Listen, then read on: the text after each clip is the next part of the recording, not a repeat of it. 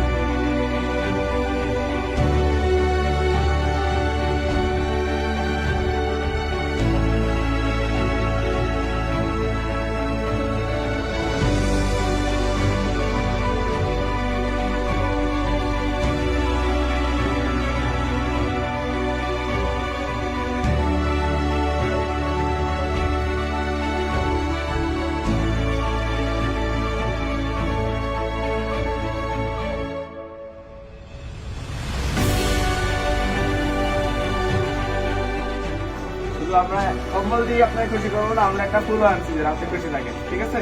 আর দোয়া করবেন আমাদের জন্য ইনশাআল্লাহ, ঠিক আছে? দোয়া করেন ইনশাআল্লাহ। দোয়া করেন আর ভালো থাকেন।